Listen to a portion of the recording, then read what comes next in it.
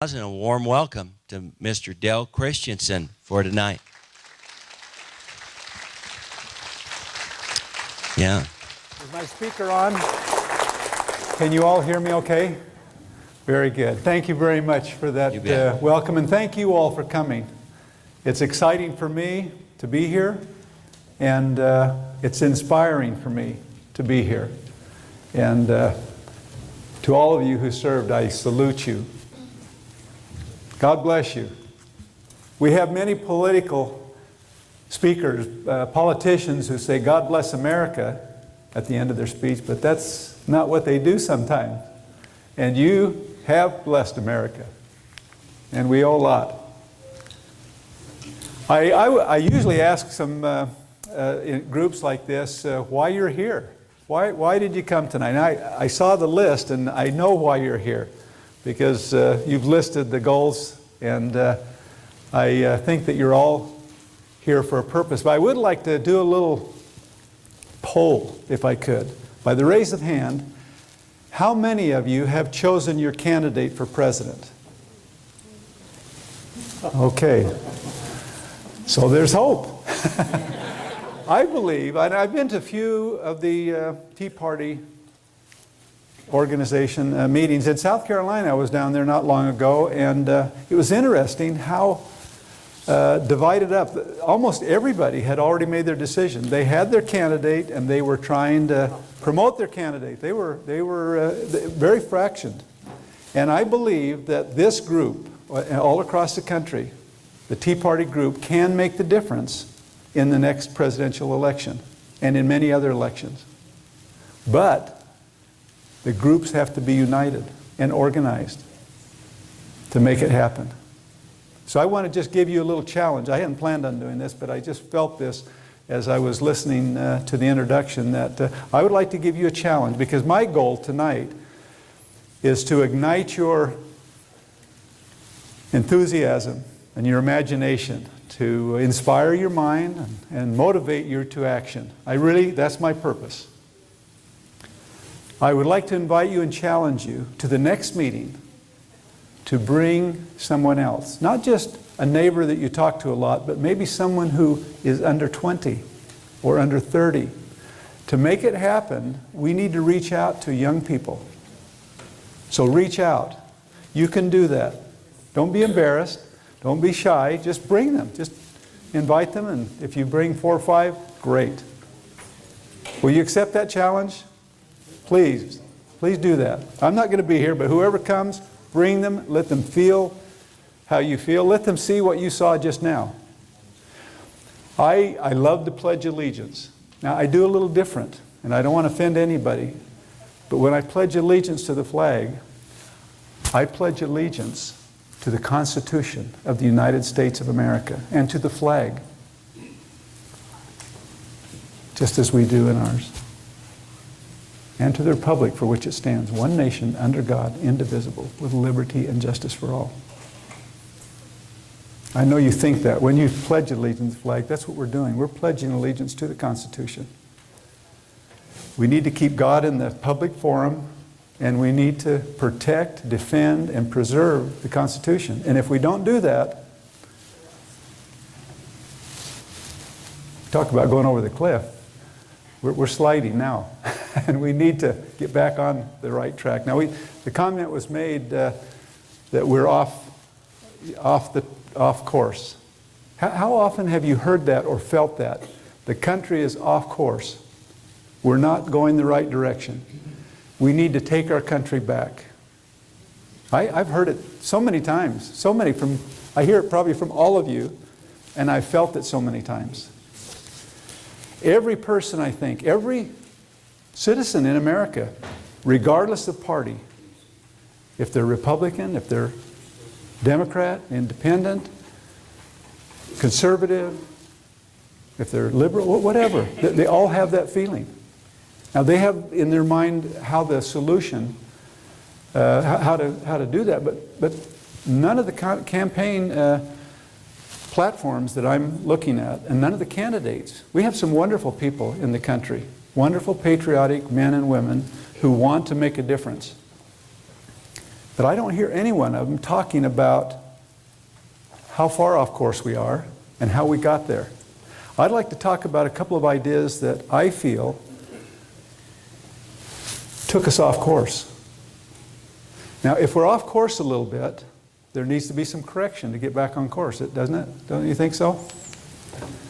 And I think if I were to ask, there may be many different opinions of how we got off course. But we are, and we need to get back on course. I have a few notes here I want to follow. But one day I hope to learn how to do speeches on the teleprompter, but I've never learned how to do that. Maybe in this campaign I'll learn how to do that. I heard a story, a very impressive story, not long ago. Well, it's been 4 or 5 years, about a plane that took off in Australia. And everybody was happy because they were going to go down and circle around Antarctica. It was a pleasure tour to see the icebergs and to see the countryside. It was beautiful, beautiful day, and they took off. The only one thing that happened that was a problem, somebody made a miscalculation of 1 or 2 degrees. I can't remember exactly, I could go back, but it was 1 or 2 degrees. They were off course a little bit when they took off. And so everybody was having a good time. They had drinks, they had something to eat.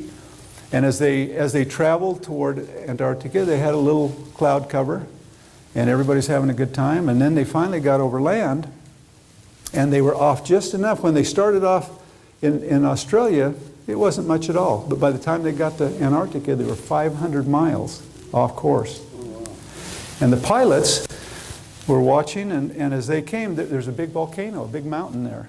And the cloud cover, they couldn't tell as the snow was coming up the ground and the cloud. They didn't realize they were headed right into that mountain.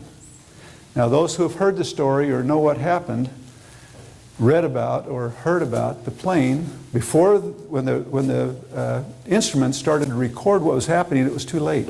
It was too late for them and the plane went right into the side of the mountain, and everybody was killed. Now, I share that thought just to use it as an example. Our country is off course. Our leaders, those looking at the instruments and those looking and flying the airplane, need to know where they're going, and they need to know how to get back on course. They need to make course correction. We hear of many, many topics on course correction, from debt, welfare, everything. Well, let's stop for just a minute. Give me a little feedback. Just with 1 or 2 words, tell me what you think is one of the challenges we have in America. This beautiful young lady here. What is one challenge we have in America? Education. Education. Energy. Energy. The economy. Our economy. Religious freedom. Oh, religious freedom. We're under attack right now. Immigration. The immigration. Oh. Immigration has become a bad word. I love immigrants. I love immigration. But can't we have a legal immigration program? Can't we behave like most countries and invite people in and have it under control? Corruption. Corruption at all levels. At all levels. It's discouraging when we have small businesses and large businesses, embezzlement and problems in every part of our government. Lack of leadership. Leadership. What is our policy? Where are we going to go? I mean, what is our course? How far off course are we? Tax code. Legal Tax. Woo. and proper fencing to keep the illegals. Okay. Immigration. Yes. We need a leader that tells the truth. Truth. Okay. Confidence. Have we lost a little confidence in our government? We talk about the ratings they have. You talk about Congress. People come and want to, a candidate wants to come and people are very skeptical. Please. Expecting the military to build a wall. Military. Moral decay. Pardon me? Moral decay. Moral. Oh boy. Welfare, welfare. Moral decay is probably the biggest challenge we have. I mean, we can be first in the world and our economy going smooth and all the other things in order, and if we don't correct that, we're going to be headed down more rough water and still over the edge. Yes? I think the way to correct that is to get God back into government, into the schools, and into the homes. Amen. Amen and amen. Thank you very much. Well, there are so many issues, aren't there? There are so many issues. And we need to address them. And our candidates are talking about many of these issues. They're asking about all kinds of things. I heard on the news the other day, one of the candidates was asked, what do you think about evolution? Presidential candidate. They volleyed back and forth and said, what? He said, I think I'm going to punt on that. I think I'm going to let that one go by. Hey, that was a smart answer. That was a good. What does the president got to? What does that got to do with being president? You know, we need a president, don't we, that is disciplined enough to do what the president is supposed to do and not do what everybody else is doing or supposed to do or not do. Did I see another hand? Okay. I would like to tell you what I think. Please. Getting back, well, first of all, getting back to our capitalistic point of view, our capitalistic economy, getting rid of all this, getting most of the government out of business. Okay, the government has grown. Getting religion back into our offices. Thank you very much. I believe that we could discuss these issues, and maybe you want to hear all of my position statements on all of these. I'm not going to talk about that tonight. I'm going to talk about a few things that nobody else is talking about, but I think that are the key problems that have got us off course. And until they're corrected, it doesn't matter about all these other issues, because if we don't get back on course, we can solve all these things, and we're still going to be in big trouble. Now, because we as a nation are becoming more and more of a social democracy. We're moving away from the republic that was set up. And little by little, we're becoming more of a social democracy. You hear a lot of people, a lot of citizens, democracy. Oh, democracy. Yeah, we believe in democracy. We believe that's a principle in electing our officials. We are a republic. We are not a democracy. We are a republic. And that republic is set up to keep democracy under control. Because pure democracy, the 51% of the people rule. And that's not what this government was set up to be. So we saw at the time of the Civil War that the states were very much in control, weren't they? They were powerful, strong. The loyalty of our citizens were to their state. The federal government was bouncing along, doing okay, but not really well, to the point where half the states wanted to secede from the Union. And Abraham Lincoln, as a young man, worried about this. He told the family one time, the Browning family, you know, who makes the rifles. He was in heaven when he was riding the circuit on his horse as a young lawyer. They were talking about what was coming in 30 years. And he said, you know, if we go down this road, because he saw that they were off course, we go down this road, our country's going to be split apart. It's going to be like a big piece of iron broken, and it's going to take a strong and a wise welder to weld it back together. It was prophetic. He did it. It wasn't pretty, it wasn't perfect, but we kept together as a nation. They were off course, and it had to be a major correction. Now, after the Civil War, a lot of things got turned around what he wanted to have happen. A lot of things didn't go the way he wanted and planned.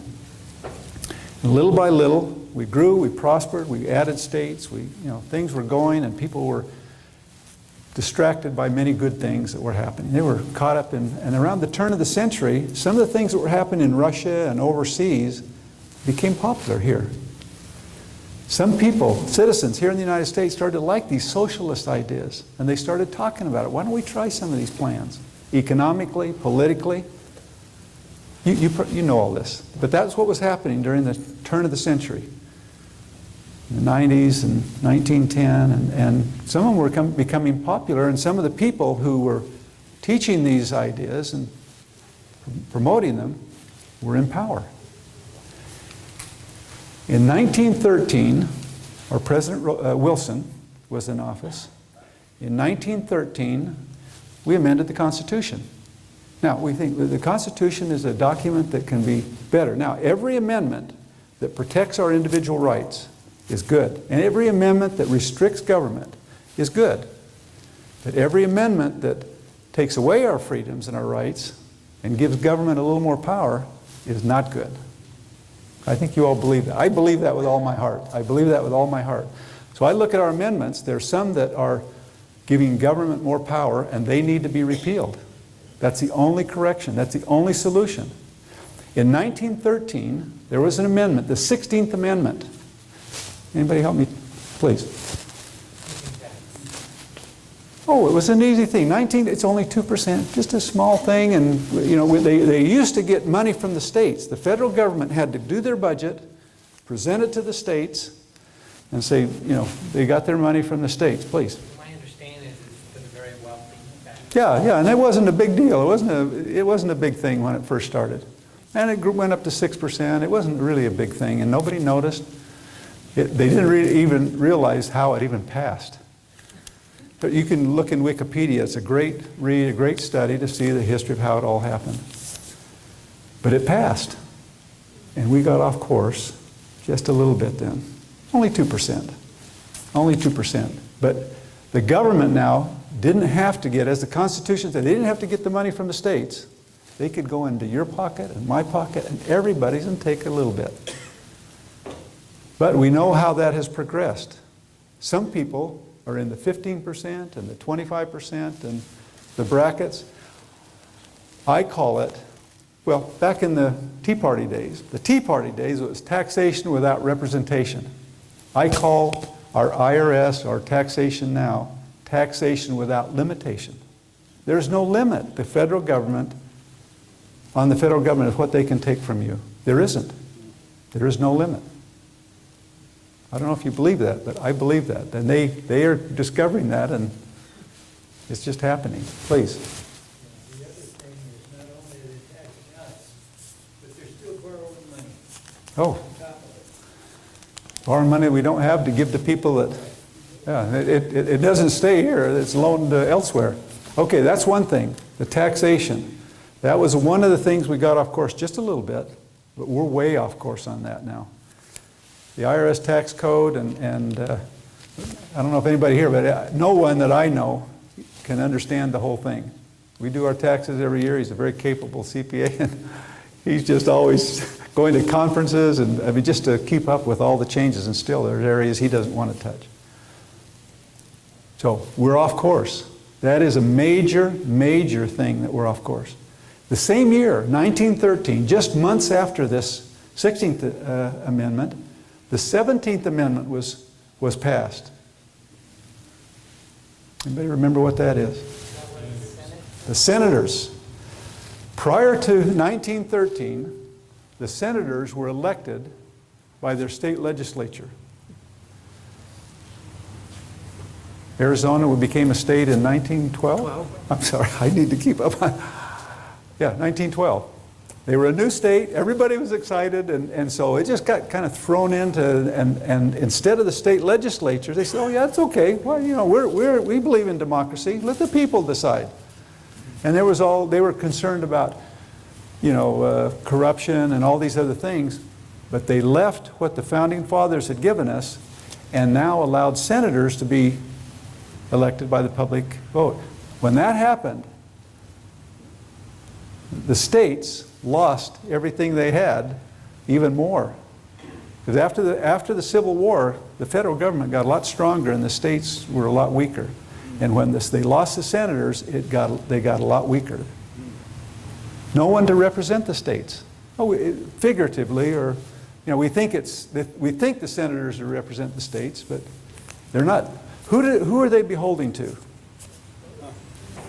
Since that time, our senators, it doesn't, yeah, the lobbyists probably, It doesn't matter who's in power. Republicans, Democrats, it doesn't matter. They gang up or they hold their ground. It becomes a party issue. It becomes a party fight. They're not protecting their states, because that was one of the key balances of power that our founding fathers. The senators were to be there in their 6 years rather than 2 years. They were to be the wiser group, the higher house, and the House represented the lower house. They were to be the ones to maintain states' rights and to keep a lid on this group of vibrant representatives. When we lost that as a nation, we got off course quite a bit. And it turned in, there was no longer the balance and check that we had. They gang up with the president. And at that same time, presidents, up until that time, except I guess for Woodrow Wilson, were pretty disciplined in what they did as a president. From that time on, every president, you remember Teddy Roosevelt, what was he famous for? Where was the pulpit? What was the term they called? Bully pulpit. The bully pulpit. The president was the bully pulpit now. And every president since then has tried to do a little bit more and become a little stronger, flex his muscles a little bit more to do things that the Constitution would not sanction. Republicans and Democrats alike. Every one of them. Even the ones we'd really love. That's the culture we've created when we lost our senators. So those are two things that got us off course quite a bit. And we're down the road 100 years, 102 years. And we're off course quite a bit, and we're headed into a big mountain. Or over the cliff, or whatever you want to call it. We're headed into trouble. We are having trouble right now. The momentum is building. The time is getting shorter of being able to correct that. Now, there was something else that happened that I think should fit in with that course correction that needs to be corrected before we can solve all these other issues that were mentioned. And that was just a few years later, in 1929. Now just stop and think, what was happening in 1929? Before the big crash.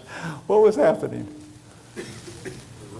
The Roaring Twenties. Oh, everybody was having a party. Spending money, it was just a great time. And people were just not behaving themselves. Moral decline and corruption and gangsters and all, it was just a free-for-all. That sound familiar? Yeah, it was a free-for-all. That year of 1929, our government passed a law called the Redistribution Act of 1929. I hadn't heard of it until before this campaign. They said the government was growing. They had, every time a state was added, they got 2 new senators and 1 or 4 or however we count, some of these other western states, some of them, I don't know, I think Arizona only got 1 representative, didn't they, when they became a state? But at some point they said, wait a minute, we've got a lot of congressmen. If you look at the footprint of the House of Representatives, there's no room for any more congressmen to sit in that chamber. They got up to 238 and said, oh, we're out of room. There's no seats. There are no seats in this chamber.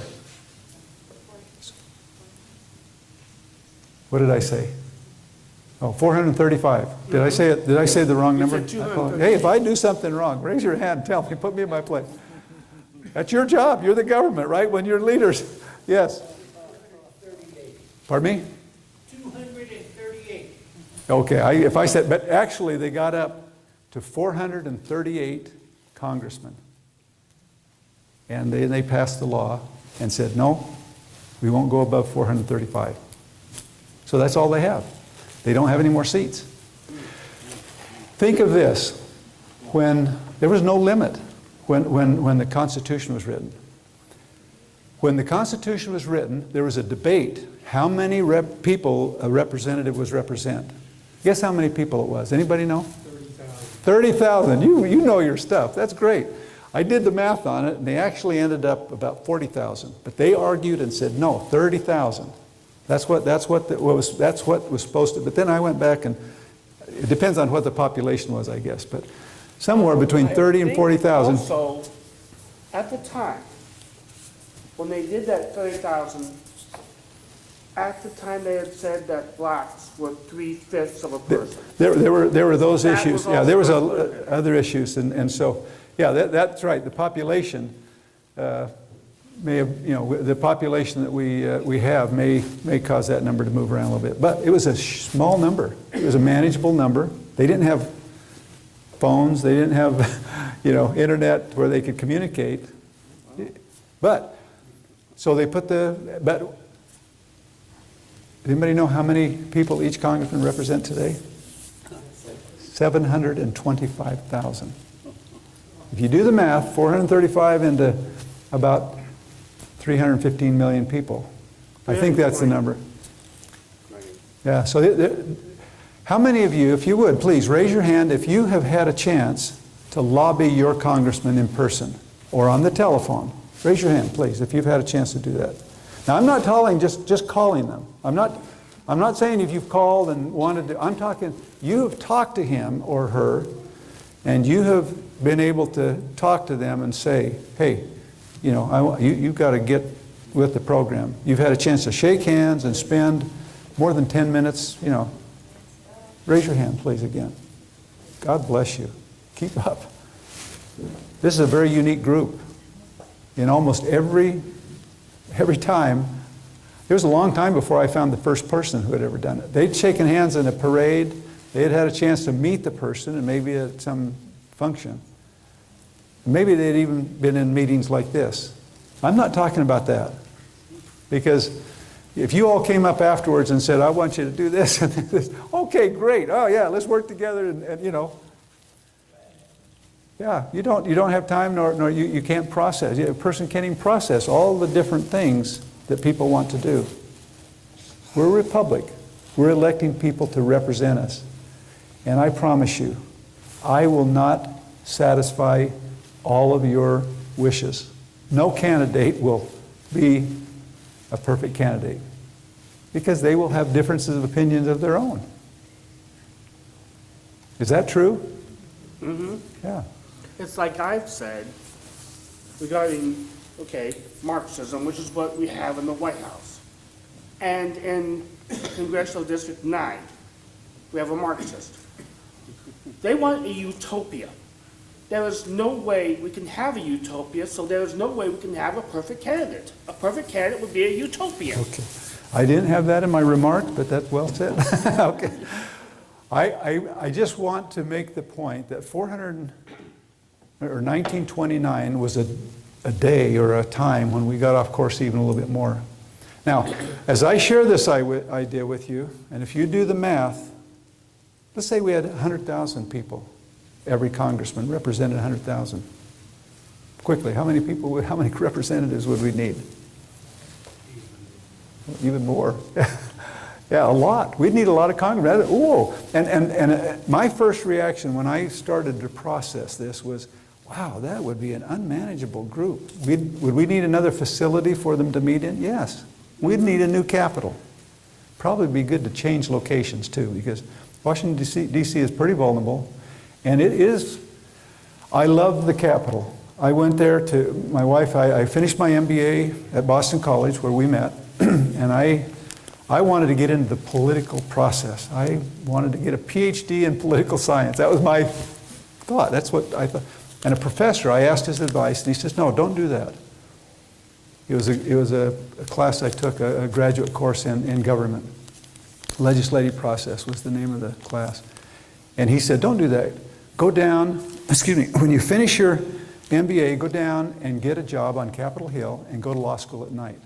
So we thought about it. We prayed about it. That's what we did. So for 3 years, I hardly saw my wife. Seemed like I was going all the time. And we wanted a family. We were 6 years before we were able to have children. We finally were able to adopt 2 children. And then we had 2 natural births. So our world got really good when that happened. That was long after school. And I had a chance to work in the House of Representatives clerk's office. I had 90 congressmen that I took care of their budget and their staffs. And so I met Republicans and Democrats and conservatives and liberals and independents, and I worked with a lot of them. They were good people. Some of them were really different, in my opinion, of what, what they should be doing, but they all had their own thing and wanted to do. I looked for the only true political party. Do you know what I found? Which party did I find? Anybody? Republican. I even found that the Republican Party or the Democrat Party, they're not, there is no one. I'm a Republican candidate, and I'm proud to be a Republican candidate. But we have a lot of getting back on course also as a party. A lot. You all are helping that happen. You're helping that happen. So, this is not my campaign platform, but if we're to correct 1929, the Redistribution Act of 1929, we need a new capital. We need a new facility. We need a new start. Senator Sasse, anybody heard of him from Nebraska? A new senator. That was one of his main points of campaigning. He was just seated as a new senator recently in the last election. When I was there, I meant to start talking about the House of Representatives. All of the Western congressmen, I heard that from almost every office. Why don't they move the capital out to the Midwest so we could, they flew all the way from the West or Alaska or Hawaii to Washington, D.C. when the guys in Maryland and Virginia would go home to their home at night, and they didn't travel like those guys. It was a burden, an imposition. There's a lot of logical reasons, rational, financial reasons why it would be good to change our capital. I hope you'll think about that. I hope not only will you bring youth and other people to this meeting next time, I hope you will talk about these ideas. 16th Amendment, 17th Amendment, Reapportionment Act of 1929, and more representation. We really, as a people, are not represented well. We're not.